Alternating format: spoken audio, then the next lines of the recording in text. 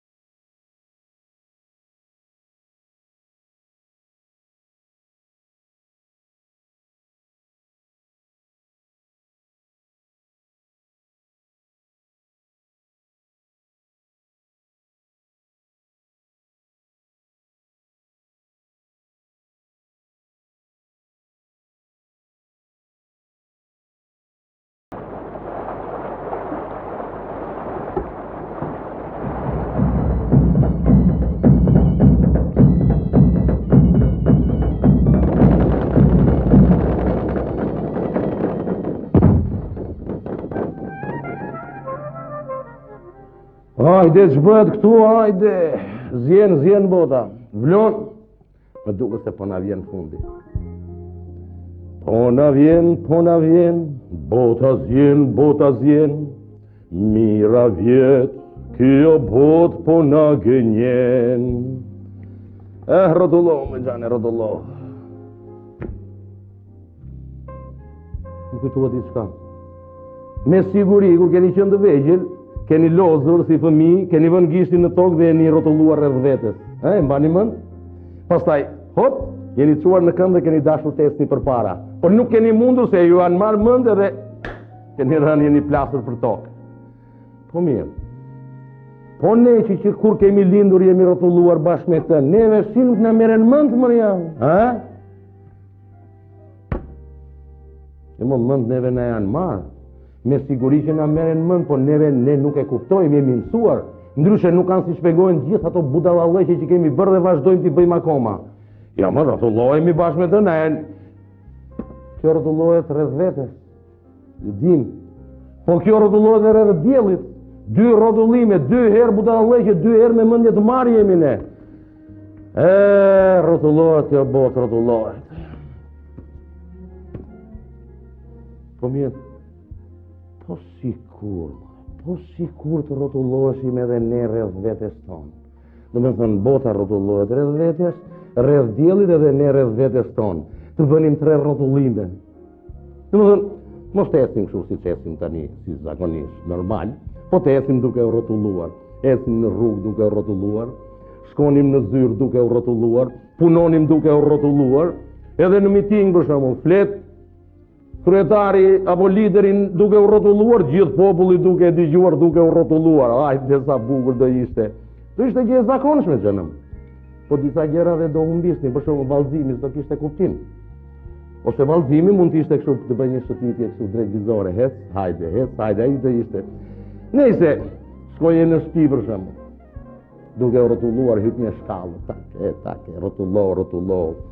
Fliste komshiu, përshëndetje dhe ai duke u rrotulluar, futesh në shtëpi duke u rrotulluar, gruaja të pret krah hapur dhe ajo duke u rrotulluar, ta shtron tavolinën, ulesh ti për të ngrënë opa të duke u rrotulluar, mbase do dilnin edhe tavolina rrotulluese dhe do hanim duke u rrotulluar, do flinim duke u rrotulluar, megjithëse kur flem edhe rrotullohemi, xhanëm, rrotullo në banjë do e kishim në cikletë, rrotullo, nuk po hyj në detaje. Por shqyqyrë që kemi vetëm 2 rrotullime vëllezër. Shqyqyrë që Zoti i Madh nuk na dha rrotullimin e tretë, se ndryshe do kishim hëngër njëri tjetrin me gjithë lecka.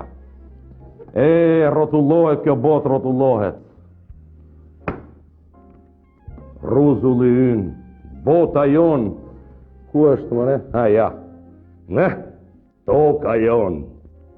Ku jetë tu çmaku që na ngatrove me punën e tokave dhe akoma nuk e kemi zgjidhur deri tani, tuç. Nëse kjo të vazhdoj të rrotullohet, neve do vazhdojmë të ecim përpara.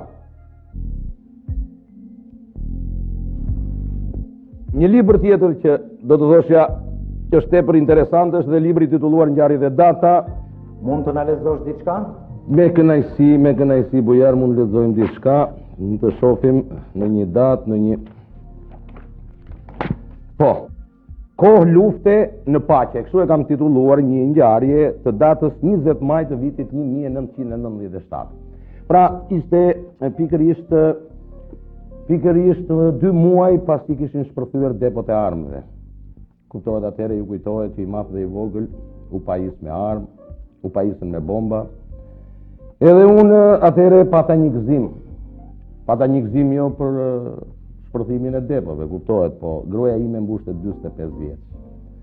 Edhe për ne burrat kur gratë kanë ditëlindjen ne gëzohemi sepse na urojnë të bëft gruaja 100 vjeç. Në fakt, nuk ka budallallëk më të madh. Nuk ka budallallëk më të madh kur të thonë të bëft gruaja 100 vjeç. Kujt hyn 100 vjeç gruaja në punë. Të do thonë, do të bëhet gruaja 20 vjeç, po, ka të 20 vjeç. Nëse, atë ditë, pra, me 20 maj, unë dola në pazar për të blerë një tortë me rast e ditëlindjes gruas. Te dyqani në takon Tofiku, një komshiu i. Ma afrohet dhe më thotë, Kosho, ka mundësi 1 minutë urdhëri. A ka mundësi sa të mja për sta një 4-5 pluma në ata 12.5 për mitrolozë? Që pluma që dhe? Kam betur djali, tha. Kam betur djali lartë në tarasta dhe dua t'ja plotësoj qevjen, për ata fëmi punojnë, tha. Kja japë, tha, të gjuaj, tha. Po Igor Tofik, thash, Igor Tofik për kokën tënde se nuk kam tash as pluma, as rovole, as bomba, as dje, mos nga të romuaj, thash. Tofiku a bitë, që tha nuk e, tha. Nuk e, tha, ti rovole, nuk e automatik në shpi, jore, të që ne lutër mënës, tha. Edhe Iku Tofiku pa më të ndorën. Vajte pastaj për të blerë tortin, i thash, asaj një automatike, thash, më fali, thash, një torti, thash, për gruan se ka ditëlindjen. Mora tortën dhe unë nisëm. Kur shkuam në shtëpi, i pari që merdi për vizitë ishte Tofiku. Tofiku me shoqen dhe kishte sjell një dhuratë shumë të madhe. E vuri mbi tavolinë, e mbështjell me një letër të bukur, me një fjollë të kuqe. Tofiku thash, i harxuar shumë, i thash. Derbar se 2 automatike edhe një dorë fishek. Çfarë thua më thash? Me gjithmonë ke sjell automatike thash. Derbar të bëhet gruaja 100 vjeç, tha. I kam thënë edhe të tjerëve. I kam thënë të tjerëve, Koçua nuk ka as automatik, as rovole, as bomba në shtëpi. Dhe shiko, do të bien të tërë për ditëlindjen e gruas. Çfarë bën Ordoviki, thash? Nuk kaloi shumë, trokiti dera. Hyri djali i vogël, i jap 6-7 vjeç, i komshies përballë, i cili tha: "Të bëhesh 100 vjeç se ta lume. Mami është pak së murë dhe më dha dhuratën." Dhe vuri 6 bomba mbi tavolinë. Unë edhe gruaja u futëm poshtë tavolinës. Ik mor mistret, thash, ik mor mistret. Neri bombat edhe ik. Jo, Xhaxhi, tha. Jo, mua babi më tha që të marrë edhe 10 bomba të tjera, edhe iku. Kur trokiti dera, hap derën shtësho, alushi kushuriri gruas kishte ardhur nga Durrësi. Kishte vënë një alam me të mitrolozit të rënë mbi supe si dash. E ku je, tha Kosho Devole. O teze lume, o të bëm dita 1000. Çfarë bën mori, thash unë, po ku vjen? E morëm vesh, tha. E kena marrë vesh dhe në Durrës edhe gjithandej që ti nuk e asnjë armë shtëpi, tha. E do vim furnizime, tha, or Kosho Devole. Shkurt muhabeti nderuar dëgjues dhe shikues të radio televizionit shqiptar, deri në ora 12 të natës, shtëpia ime u furnizua me të gjitha llojet e armëve dhe të municioneve. Bile na erdhën edhe thas me miell, thas me oriz dhe makarona, me gaveta e deri te kazanët e ushtrisë. Erdhën të veshura të mbathura ushtarake. Shkurt muhabeti, shtëpia ime u kthye në repart ushtarak. Të nesërme ndola te dera. Atje ku shkruaj familja Kosho Devole, e hoqa dhe vura etiketën reparti ushtarak Kosho Devole. Pastaj nisën parrullat në shtëpi. Në kuzhinë vura parrullën ushtarake, do ham kur nuk na hahet dhe do pim kur nuk na pihet. Në korridor, një parrull tjetër ushtarake, me që komshinët ishin furnizuar dhe gjithë me armë, vura parrullën. Komshinët na kanë në gryk të pushkës, ne i kemi në gryk të mortajës. Se kisha mortajën e dajës në banjë. Kurse në banjë, vura parrullën. Uji fle, as mis fle. Me gjithë uji, kishte vite që flinte, po nejse. Kurse parrullën me interesante, e vura në dhomën e gjumit, te kokë e krevatit. Të qëllojmë në shenjë me predhën e parë. Ishte parrull shumë e mirë për ne familjarët. Kur vinte ora 8 nderuar shikus, dhe fillonte lufta, do me thënë, fillonte loja, fillonin të shtënat, unë edhe gruaja, bashkë me fëmijët, vishni me njerë uniformat ushtarake. Unë u vesha general me thënë drejtën.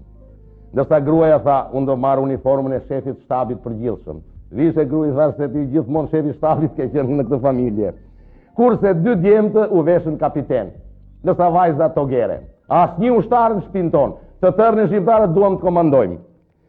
Vum thasët me miell në korridor, vum dhe automatikët dhe i drejtuam nga dera. Edhe i thoshja gruas, dëgjoj grua, tani me këtë furnizime, me këto armë që kemi ne, nuk ka që na bën as sërbi, as greku. Bile as shqiptari nuk ka që na bën, le të vi, por e mbajti. Në ora 12, mbasi mbaron të lufta, ktheheshim të lodhur drejt në dhomën e gjumit. Gruaja përveç uniformës ushtarake ishte maskuar edhe me gjethe. E kishte mbuluar trupin gjithë gjethe. Zhvishu i thash gruas. Jo, tha se jam shumë e lodhur, tha gruaja. Dhe ashtu si ishte me uniformën ushtarake dhe me gjethe të maskuara, binte në krevat. 2 Më duke i vetja si kur po flija në pyll. Bile kishte raste nga njerë që gjithë natën e natës rrotullohesha e ngatrohesha në përgjethe dhe me zallase e gjenja atë që kërkonja.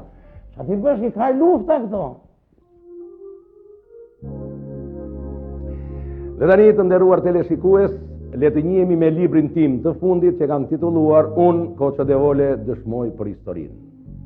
Sigurisht ky është titull i njohur për ju sepse ai që ka shkruar një libër me një titull të tillë ka hedhur kujtimet e tij, ndërsa unë kam hedhur ëndrat e mia. Dhe ëndrat mendoj se janë më të bukura se sa kujtimet.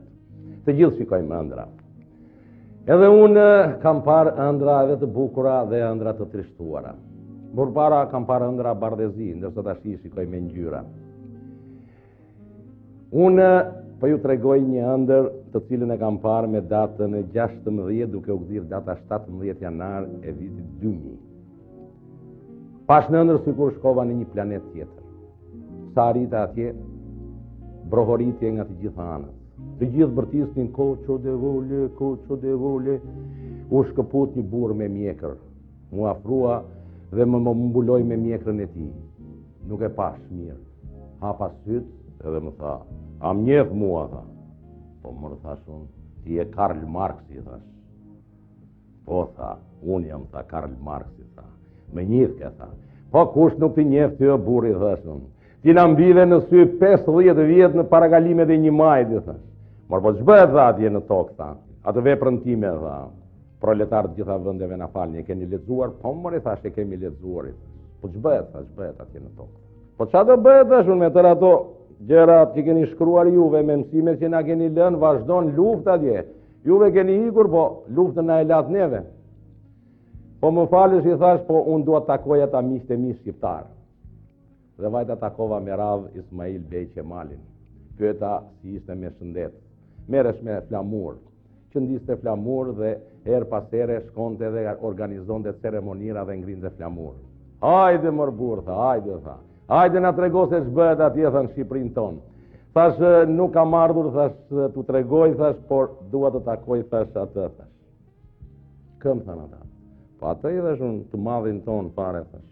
Ai thash në zyrë, tha. Po shkruan vepra. Vepra? Po vazhdon të shkruaj vepra. Po mirë, thash unë, mund të takoj, thash. Tani jo, më thanë, po të duash merren telefon dhe më zgjatën një celular. E mora, sa e ka numrin, ma thanë numrin dhe i rash, them drejtën kisha shumë emocione. Alo? Alo? Që andeja erdhi zërja atia. Alo?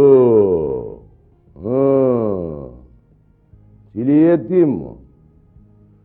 Koço de Vole jam, e thash shokën verë. Cili Koço? Nuk u të mba mëndëm, të kam dekoruar në njerë, të kam internuar atë. Po të gjitha mi keni bërë shokën verë, falemderit shumë, i thash gjuna që të qajem. Dëgjoj Koço, more jam kurios të di, çu bëmo pas i vdi qa unë? Qajti populli mo? I thash unë qajti shokën verë, qajti. Qajti sa pati dhe përmbytje në disa zona. Ashtu, ashtu. Popullin ditë qaj bukur, po më pas, më që ndodhi. Më pas i qanë, filluan të shajnë në shokën verë. Jo mo, po popullin ditë qaj dhe ditë shaj bukur. Po më pas. Mbas i të qanë e të shanë mire mirë shokën verë, ata ju vërsullën në busteve tuaja. Thua mo. Deri këtu vate puna më, i hoqën më, zvar i ka neqër. Po biroja më, që bënde? Po qartë bënin të varfit o shokën veri. Këtë do zilin më parat, atje në shesh ishtin mbi 100.000 veta, ishte një popull i tërë. U pika në kokë birosë, thuaj. Pa i popull ka qenë armik i partiz dhe i popullit. Më mirë 100.000 veta më pak në krye qytetë më. Po që bëmë? Një rrugë e di punë. Edhe eliminonim një popull armikë, edhe sillim një popull revolucionar që donte të bënte pasaportizimin në Tiranë. Por amizim. Ramizi, mo, që bënte? Po qa do bënte, shoku Enveri, thash. Qa do bënte, bëri dhe aji shkreti sa mundi, po mundit me kokë nuk i bjet. Shtua, mo, ku ka mur që nuk e shëmbën komunistët, mo, koqo. E po, mas e Ramizi kishte e frikë se mos e zinte muri poshtë, prandaj. O, pika në kokë dhe Ramizi, pika në kokë. E kisha vënd dhe atë në Shënjestër, po nuk proftasa. Po nese, po tim, mo, nga Flet, nga Tirana, jo shoku Enver, nga New Yorku, i thash. Shtua, mo, je në vete, që nga ratizur, mo, në Amerikë, po nuk u të vra në kufi. Jo shoku Enver, që kur vdigjet ju Shqipërinë e mori lumi, i gjithë populli u shpërnda në tërë botën. Shtua, mo, je në vete, po komunistët. Komunistët në balë si gjithmonë të parët. Hanë e pinë në botën kapitaliste dhe mbajnë lartë flamurin e marksizm-leninizmit. Shtua, ka komunist në Amerikë, më? Po, sa të duash, po pse ikën, më, pse ikën? Po mbarua bari o shoku Enver. Cili barë, më? Po, a i që thoshit juve që barë do hame dhe parimet nuk i shkelim. Angrëm ne të shkretët 50 vjetë me radhë, po, u mbarua bari Shqipërisë, shu që nuk kishim faj. Ju vumë barit Evropës, barit Greqise, Italisë, barit Amerikëse. Po ham barë gjithandej, po këteja që nga si barë me i mirë. Ku ka si bari Shqipërisë, mo, koqo? Po digjo këtu, do më bësh një nderë. Lut ju këtire këtu lartë të vi unë një ditë atje poshtë. Po jo, shoku Enveri, jo se, jeni mirë, rini, vazhdoni, punonin. Po një ditë, mo, një ditë, vetëm një ditë, njëckë. Po dakord të shoku Enver, dakord, po atje poshtë ka akoma nga ata që thonë të bëv dita 1000. Kështu që na vjen një ditë dhe na ri 1000 ditë prandaj. Po jo, mo, jo. Të jap llafën që një ditë vetëm do vi. Nuk kisha që bëja. Pranova dhe ja realizova dëshirën. Enver Hoxha zbriti në tokë, me të zbritur drejte në parlamentin shqiptar. Atje nuk e di se çfarë seance ishte, por që po zgjieshin e po grieshin e po shanin njëri tjetrin. Sa hyri ai në sallë dhe u drejtua drejtet e Skënder Gjinushi, këtu më doli gjumi. Kam kaq kohë që dua ta shikoj vazhdimin e kësaj ëndre dhe nuk po e shikoj që nuk po e shikoj. Por ju e jap fjalën e nderit. Sa ta shikoj këtë ëndër me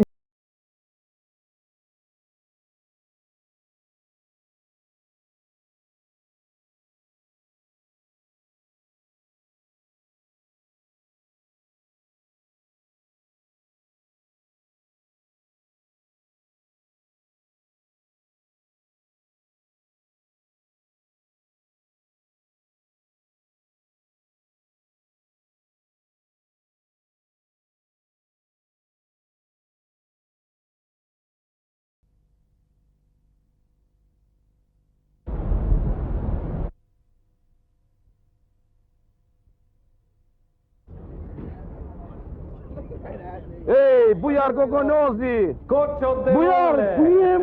Si, je mirë me shnet. Ama i që kamrën, i që kamrën, pa Jo, nuk mundem. Kur ke ardhë? Pardje. Ama bujar, ju si ikni kamerët, as kur takojnë, Ja, vetëm një gjëmë thuj, vetëm ke ardhur apo me familjen? vetëm. Vetëm, shikyr që folje, më, hajde të pim një kafe, hajde. Mër bujar, kujdes nëse, këtu ka dhe makina, ndigjo. Atje, shiko, drejtoj kamerën, atje kam një shoqen time. Joen është një mikesha ime, më kaftuar në Hollywood. Po, them drejtën, nuk kam qenë i përgatitur, bujar. Edhe kam shkrujtur diçka. Po do përgatit e mirë, pastaj do vete në Hollywood. Po nëse do t'i them më vonë ato, pa hajde, vemi se këtu kam studion time. Ja, këtu e kam studion time, shikoj. Ne shqiptarët kemi të mira, kemi dhe të këqija. Tani, sa janë të këqija dhe sa janë të mirat, unë nuk jam në gjendje të them balansën nga anon. Por, një gjë më shqetëson mua, që ne shumë furçe mori japim njëri tjetrit, shumë elozhe i bëjmë njëri tjetrit, nuk jemi të sinqertë. Për shembull, si e mendoj edhe si e shikoj unë, domethënë si humorist. Dy shqiptarë për shembull një koktejl.